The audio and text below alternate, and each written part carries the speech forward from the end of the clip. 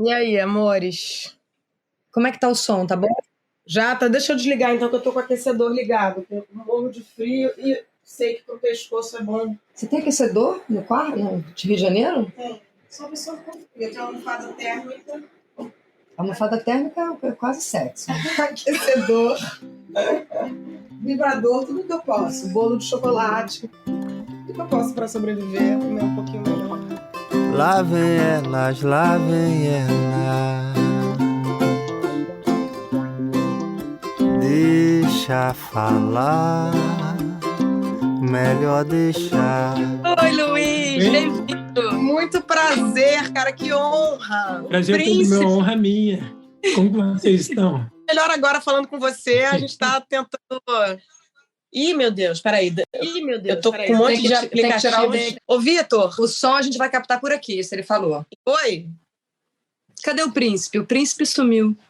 Eu sumi? Ah, pronto, voltou. Eu queria falar um pouco da tua história, né? Você é um super fotógrafo, você trabalha na ONU, você tá morando em Nova York. É uma trajetória que não é uma trajetória comum, né, Luiz? Eu vim de uma história assim, totalmente adversa. Eu morei em orfanato e depois eu morei na rua durante 4 anos. Quando eu estive na rua, eu fui preso injustamente e, inclusive, na minha infância, eu também sofri abuso sexual.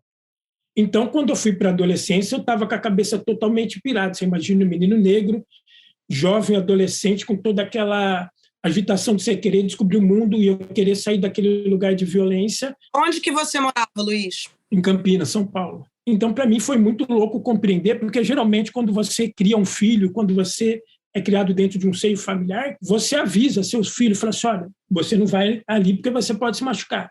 Você não anda com Beltrano, fulano, porque não são boas pessoas. Esses filtros sociais que são fundamentais para a nossa formação, para a gente compreender e para a gente se conectar à sociedade, eu não tinha. Eu não sabia escolher, por exemplo, qual eram pessoas boas ou ruins para mim conviver.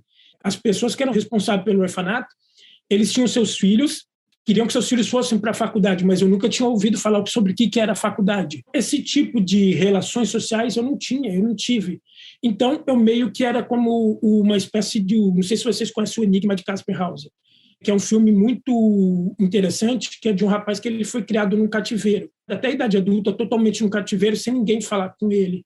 E isso é um fato real que aconteceu. Então, ele não tinha esses filtros, ele não tinha essa noção de sociedade. Então, eu saí totalmente sem essa noção. Tinha fundamentos básicos, emocionais, físicos, econômicos. Então, isso para mim foi muito difícil, lidar com essa loucura dos traumas que vivia. Eu falei assim, nossa, agora vou ver minha vida, vou ter minha liberdade. E, na verdade, eu estava preso às oportunidades que não existiram, né? A transformação, ela não é uma causa única, específica. Há sempre vários fatores. A igreja, por exemplo, foi fundamental para mim. Teve um momento que eu não tive para onde ir e que eu fui morar, por exemplo, dentro de uma casa de pessoas que estavam tentando se libertar do vício das drogas. Eu não usava droga, só que, tipo assim, eu pedi para a mulher que coordenava esse projeto para que eu pudesse ficar. Ela falou assim, olha, então você pode ficar, mas você nunca fala que você não usa droga, porque todo mundo aqui usa droga. Para mim poder ficar naquele lugar. Para mim, é sempre essa dialética entre a igreja evangélica, entre a sociedade, desses valores que sempre estão em movimento, né? Porque, geralmente, a gente enxerga a sociedade como meio algo estático, a gente não vê essas mudanças, essas nuances, e que a gente precisa entender. Luiz, as suas fotos são maravilhosas, são todas muito impactantes. Obrigado. Imagino que isso tem a ver com um olhar que você desenvolveu pela pessoa que você é, pelas coisas que você passou. Como que você se apaixonou pela fotografia? Como a fotografia surgiu na tua vida? Como ela virou um instrumento para te levar para outros lugares, para transformar você no príncipe do gueto, caralho. Desculpa, eu vou ter que fazer só um breve histórico, porque a minha mudança ela se mistura com o governo Lula também. E eu preciso ser fiel a isso, porque isso também ela fundamenta a quem eu sou. Quando o governo Lula entrou, a gente não tinha passagem de ônibus, por exemplo, eu não tinha passagem de ônibus para ir procurar emprego. Então, a gente veio de uma desigualdade ferrenha. Eu fui morar na casa de um amigo, Esse meu amigo, tipo, que era da igreja evangélica, inclusive a família dele toda era evangélica, ele estava estudando para entrar na Unicamp, e aí ele encheu meu saco e falou: Luiz, você precisa voltar a estudar, você é muito inteligente, precisa voltar a estudar. E eu tinha parado de estudar na 5ª série. A professora tinha falado que eu não ia dar em nada mesmo, porque era um menino revoltado na sala de aula. Então, ela falou assim: você não vai dar em nada mesmo, a escola não é para você. Eu falei: então beleza, então nem vim mais. Eu falei: eu não vou estudar mais porque a escola não é para mim. Então, eu fiquei 10 anos sem estudar. Que loucura. Quando a gente vem da desigualdade, quando a gente vem da subnutrição, quando a gente vem da extrema pobreza, e hoje eu tenho estudado muito isso sobre a questão da neurociência, o nosso sistema cognitivo ele é muito afetado. E eu não conseguia compreender na escola, por exemplo, várias coisas. Então, tinha dificuldade para aprender a alfabetização, tive muito atraso. Eu cheguei a repetir 3 a 4 anos na escola. Isso na neurociência é fundamental, porque eu tenho tentado compreender de como os traumas me afetaram e como que eu cheguei até aqui. E aí eu fui tentar um emprego num supermercado de caixa. Na hora de eu entregar o meu... Eles chamavam de DVC, meu antecedentes criminais, tinha passagem pela polícia, porque eu tinha sido preso injustamente. E aí eu não consegui o emprego. Aquilo me deu um baque assim. Para mim foi muito difícil, porque eu passava na frente do mercado, no ônibus, assim, aquilo me doía, porque eu ficava imaginando, eu via as pessoas entrando uniformizada dentro do ônibus, desculpa. E para mim foi muito difícil assimilar de eu não ter esse direito de poder trabalhar, de ter um emprego também, como todo mundo. O fato de eu não ter conseguido esse emprego acabou sendo uma grande bênção assim na minha vida. Desculpa. Imagina. Esse meu amigo insistia tanto, dele falou assim: olha, eu fiquei sabendo do curso vestibular que está abrindo vaga para pessoas de baixa renda e tal, não sei o quê. Ele falou: vai lá tentar. E eu tinha parado na 5ª série, não tinha nem feito supletivo e tal, não sei o quê. Eu falei: pô, cara, mas eu não fiz supletivo. Ele falou: não, eu vou te ajudando aqui com que dificuldade você tiver. Fui lá, fiz a prova e acabei passando nessa vaga para um pré-vestibular. E o ambiente é extremamente importante para transformar os nossos sonhos, a nossa mente, para transformar a nossa vida. Então, eu no meio daquela molecada jovem tentando entrar na universidade, cheio de sonhos, cheio de projetos, tal, não sei o quê, e aquilo ali começou a me invadir, começou a me incomodar de coisas que eu nunca tinha descoberto, sabe? E eu comecei a pegar um tesão, assim, pelo conhecimento, sabe? E eu aprendi que, tipo assim, que o saber vem do sabor, você entendeu? De você sentir o gosto, sabe? E eu comecei a aprender tudo aquilo, assim, eu comecei a ficar vidrado, comecei a ficar louco com tudo aquilo. Eu ia na biblioteca, assim, do cursinho, que era na parte de baixo, assim, aquele monte de livro, assim, sabe? Quando o mundo começa a se abrir, assim, eu comecei a pirar. Eu falei: meu Deus do céu, e eu queria aprender um monte de coisa, até conversei com o coordenador pedagógico, ele falou: calma, Luiz, você vai ter tempo para aprender tudo isso, você vai ter tempo para ler esses livros, e eu comecei a me apaixonar. Eu fiz o cursinho, tentei prestar a faculdade, não passei no primeiro ano. No segundo ano, eu acabei entrando para uma universidade em Soropédica, no Rio de Janeiro. E eu me lembro que era no ano do garotinho. Só que o garotinho, nesse meio do curso, ele cortou as bolsas que tinha, que era como me sustentava dentro da universidade. Tinha um bandejão e mais essa bolsa. Cortou a bolsa, eu não tive mais condições de ficar na faculdade. Voltei para Campinas, para a cidade, tipo assim, tive que zerar. Surgiu o ProUni, foi na época que surgiu o ProUni. Essa coisa da justiça era muito forte em mim, porque eu não queria que ninguém mais passasse por uma prisão injusta e tal. Eu falei assim: eu vou fazer direito. Eu queria me tornar juiz. E aí, durante o curso de direito, durante o ano, porque eu era apaixonado por direitos humanos, eu percebi assim que não tinha muito a ver com aquilo que eu sonhava, com aqueles ideais que eu tinha e tal. Eu acabei desistindo do curso de direito. E eu fui fazer jornalismo, que tinha um pouco mais a ver. E acabei encontrando a fotografia. Então, a fotografia acabou me tornando a minha ferramenta de me expressar, de como eu vi o mundo, de como eu queria me comunicar assim com o mundo. Então, foi uma grande vitória para mim.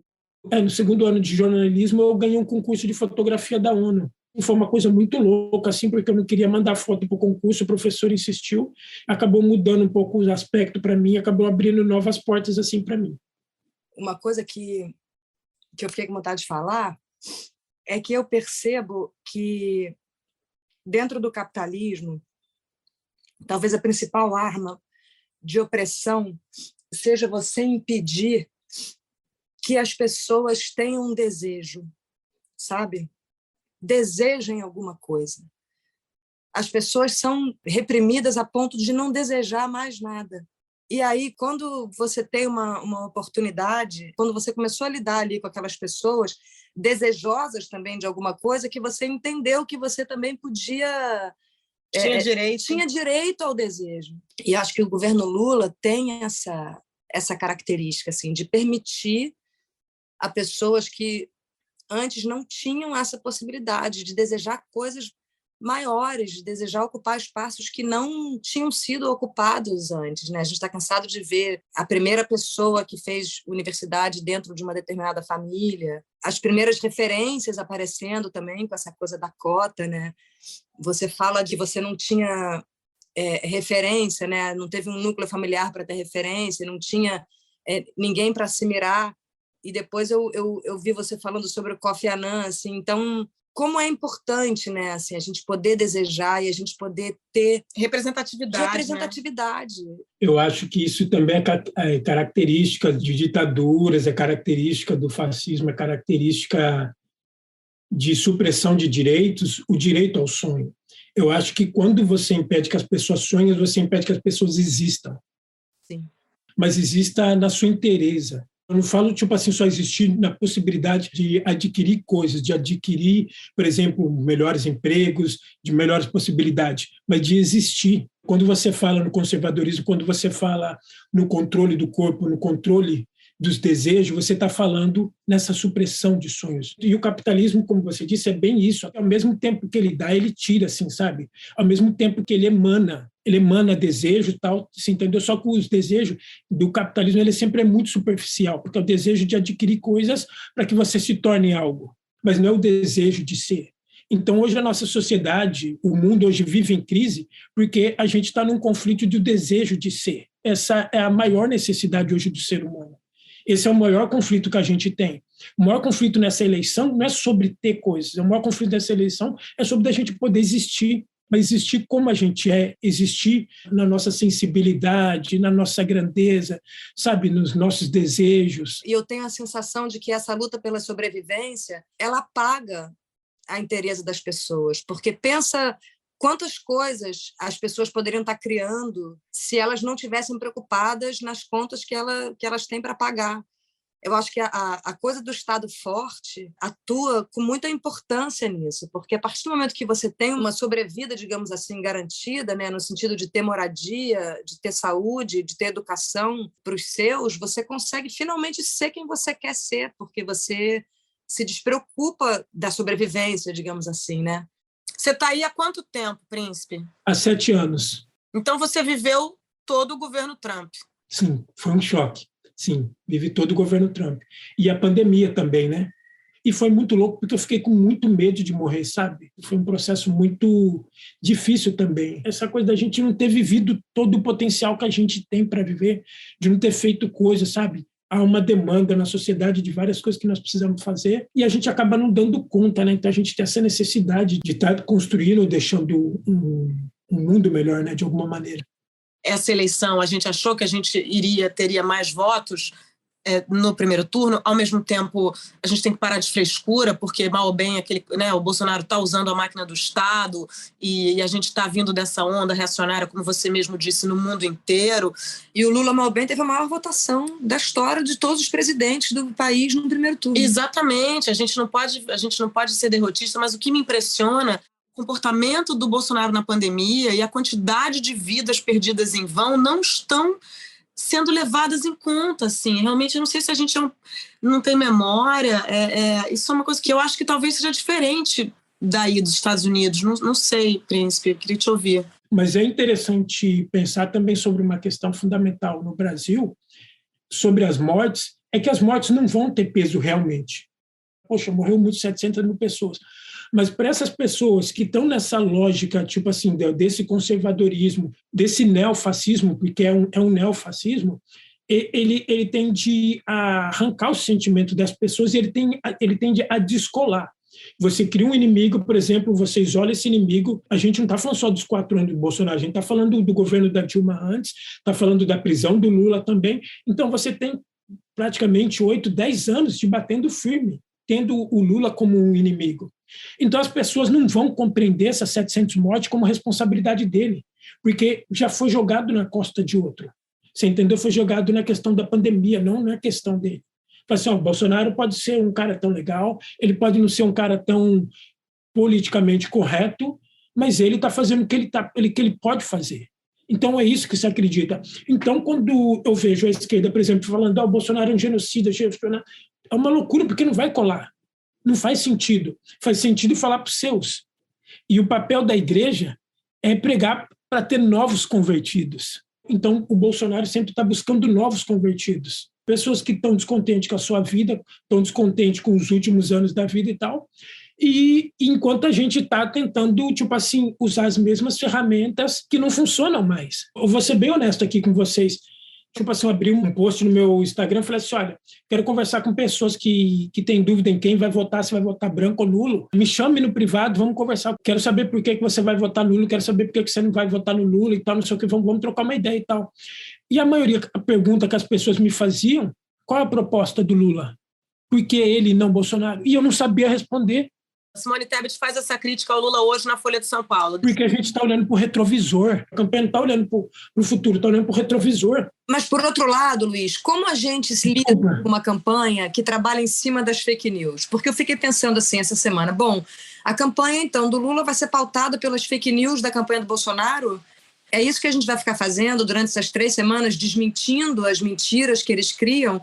E a mentira que for criada 2 dias da eleição? A gente não vai ter tempo de desmentir. Na verdade, eu acho que é um erro tentar desmentir, na minha concepção, porque você retroalimenta. Você ecoa, inclusive para quem não sabia, né? Eu aprendi isso. Quem não sabia. Uma jornalista falou uma coisa a meu respeito. Aí eu me lembro que um amigo meu mais experiente, mais velho, eu falei assim, eu vou negar isso aí. Ele falou assim, não, sabe por quê? Um monte de gente não leu essa notícia. Se você negar, você vai estar avisando para várias pessoas que passaram batido, porque você não é importante, não é tão importante assim, entendeu? Você é mais uma, no dia seguinte já tem outra história. Eu conversando com uma menina ontem, tentando virar o voto dela pegou e falou assim, mas eu não posso votar em ex-presidiário. Eu falei assim, eu sou um ex-presidiário. E ela recuou, porque, tipo assim, na minha concepção, as pessoas, a pergunta que eu mais recebi foi de pessoas, falaram assim, olha, como que eu viro voto? Eu falei assim, você lembra quando a gente, por exemplo, ia pedir uma xícara de açúcar, de café, de trigo, tal, na casa do vizinho e tal, que você chegava lá, você batia, você ia pedir a xícara, depois a fulana começava a contar uma história, conversava, estava passando uma coisa na TV, e vocês ficavam conversando um tempão, tal, esquecia o que você foi fazer. A comunicação é dessa maneira. Eu falo assim, a necessidade humana, eu falo assim, o ser humano tem 2 desejos fundamentais. O desejo de ser apreciado e o desejo de ser ouvido. A gente parou de escutar as pessoas. Você entendeu? A gente não está disposto a escutar, a gente quer vender nossas verdades. Então, quando a gente escuta as pessoas, quando eu vou pedir voto, eu não peço voto, eu vou trocar ideia. Você entendeu? Tal, eu vou trocar ideia e tal, não sei o que você vê que você faz, você faz faculdade, que massa, tal, não sei o que, eu fiz faculdade, tal, não sei o que, eu fiz ProUni, tal, não sei o que. Você vai falando de coisas da sua própria experiência e que vai abrindo o outro para ele poder dialogar. A finalidade da conversa, a utilidade da conversa, ela é uma coisa um pouco... ela é meio escrota, né? Quando você tem uma... Porque tem um uso de alguma forma, não é uma troca verdadeira. Eu quero só isso de você. É esquisito. Eu quero isso de você. Se eu te convencer, se eu tiver conseguido isso, para mim você não importa mais. É ouvir o que a pessoa quer. Eu nunca tinha parado para pensar nisso. Ouvir o que a pessoa quer e explicar. A menina falou assim, você não vai me convencer sobre o meu voto? Eu falei, não. Falei assim, porque eu não estou aqui para te convencer. Não, existe muitas vezes uma arrogância, nessa questão de virar voto. Eu fui comprar um remédio na farmácia anteontem e tinha uma senhora, eleitora do Lula, tentando convencer uma moça a votar no Lula. E ela estava tentando convencer com uma arrogância intelectual, com uma superioridade... que eu falei, não é despejar em cima do outro o que a gente pensa, é entender o outro, é ouvir o outro e tentar mostrar aqui o que ele deseja, aonde ele vai encontrar. E você está esperançoso, Luiz? Você está acreditando? Como é que você está? Assim, meu estado de ânimo, assim, ele está numa variação. Tem dias que eu acordo tendo certeza que o Lula vai ser eleito, tem dias que eu acordo achando que não, que a gente está que é uma batalha dura aí que a gente tem pela frente essas próximas semanas. Eu acho que depois das eleições de domingo, depois da votação, todo mundo levou um baque, né? Tipo assim, naturalmente todo mundo levou um baque. E eu acho que quando a gente assume isso, também a gente humaniza sobre essa questão de que todo mundo está passando pelo mesmo processo. Eu costumo dizer que a gente precisa validar as nossas dores, validar as nossas incompletudes, as nossas incongruências, o que a gente está sentindo. Porque geralmente a gente tem de falsificar, falar, não, está tudo bem, tal, não sei o quê, como se as coisas estivessem normal. E não está, depois de uma pandemia, depois de uma votação dessa, que foi extremamente difícil, o primeiro turno. Então, esse é um primeiro ponto. A partir do momento que você valida, eu acho que a maioria das pessoas passaram a validar esse momento, aí o segundo ponto é o que nós podemos fazer. A gente tem uma batalha duríssima. Você entendeu? A gente tem uma batalha duríssima. Para mim, um ponto fundamental que a gente precisa compreender é não, tipo assim, eu não estou querendo desacreditar os institutos de pesquisas. Os institutos de pesquisas hoje, eles não têm totalmente a capacidade de oferir, você entendeu? De chegar e de dizer, sempre, não digo, nunca foi 100%, mas há um leque, há um espaço, uma lacuna que eles não conseguem preencher e não vai conseguir. Então, eu sempre, quando eu vejo um post falando Lula está com tanto foro Bolsonaro, eu falo para as pessoas, busque voto, não se atenha às pesquisas.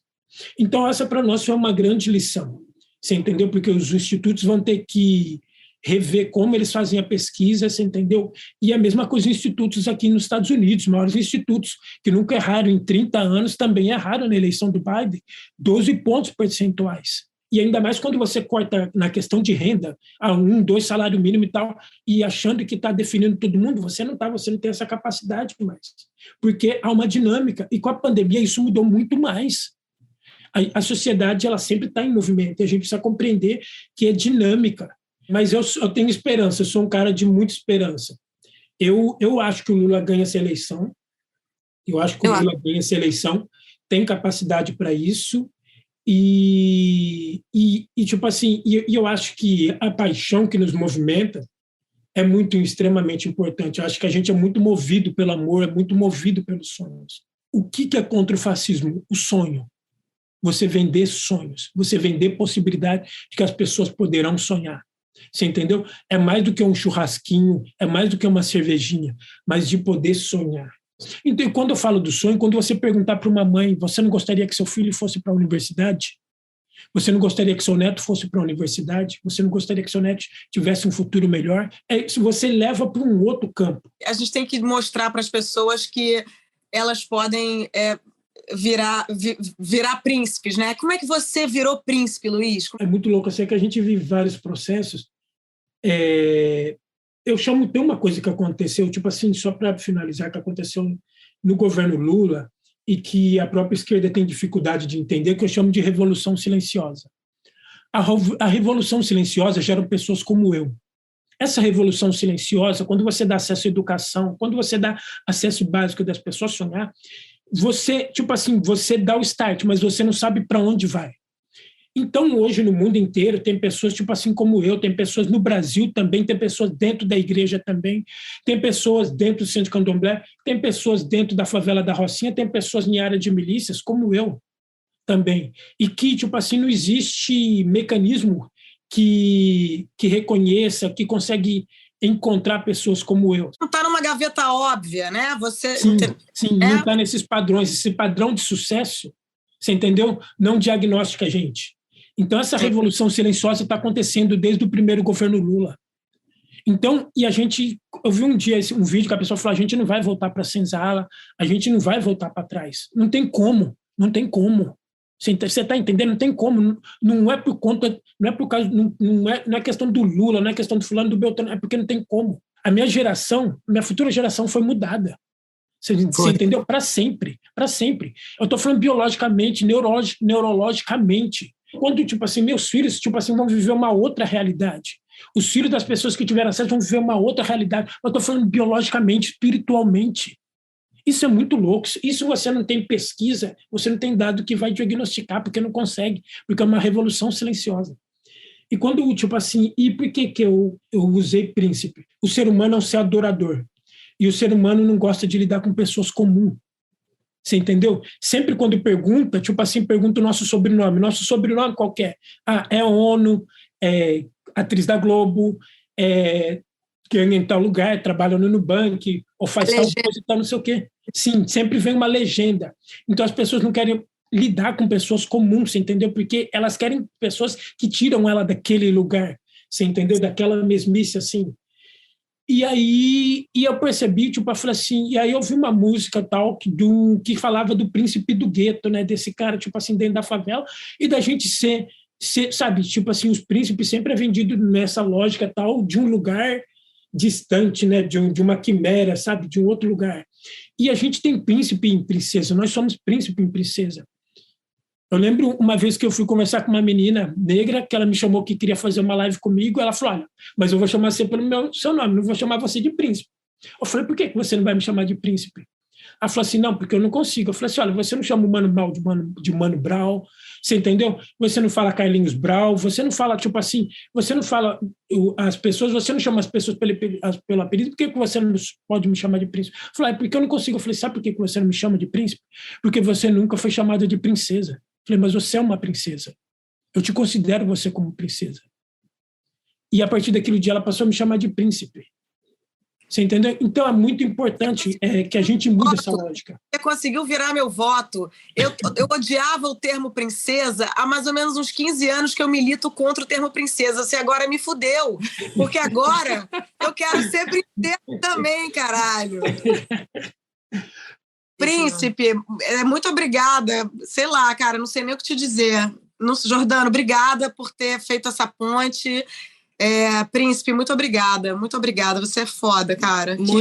Adorei conversar com você. Eu acho, para além da fotografia. Eu tô com um pouquinho de pena do Príncipe William, confesso. Tô com um pouquinho de pena do Harry. Tô achando que eles estão na merda, mas tudo bem. Então, Obrigadão. Obrigadão pelo carinho, Jordano. Obrigadão a vocês. Beijão. Gente, acabou o Zoom, né? Ficou meio sem final, vocês não acham? Eu tô correndo aqui que eu tenho que buscar o Bento no skate. Mas a Bel tá dando uma sugestão da gente procurar essa música que ele falou do Príncipe do Gueto. E aí o Maranhão podia tirar. O que vocês acham? Eu vim das ruas de terra, onde a chapa é quente e o ódio impera. Conheço a minha quebrada e tenho respaldo em qualquer favela. Só chego na simplicidade, mas na humildade não me leva a mal. Não aceito certas pilantras de vários safados que pagam pau. Mas vim mostrar quem sacode a periferia na disposição. Ligado nos atrasalados que mostra na fita e não pega a visão. Mas vou te dizer, sangue bom, na rua ganhei meu respeito. E fala pra todos os otários que só o canário é o príncipe do gueto.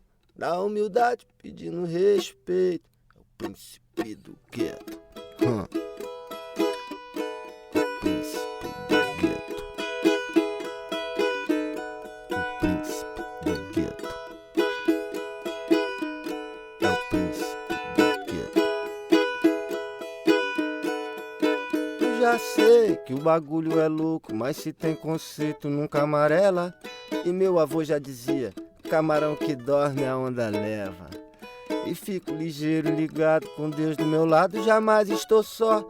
Na pista vários terroristas com nome na lista, sujo pelo pó.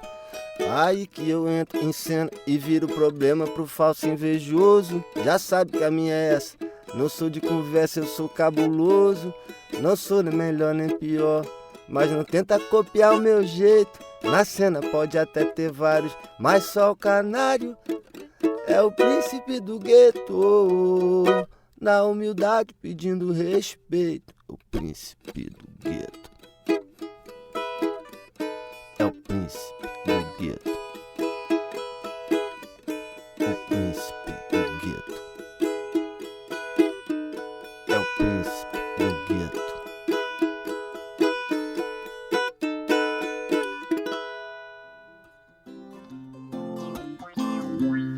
Isso não é Noronha.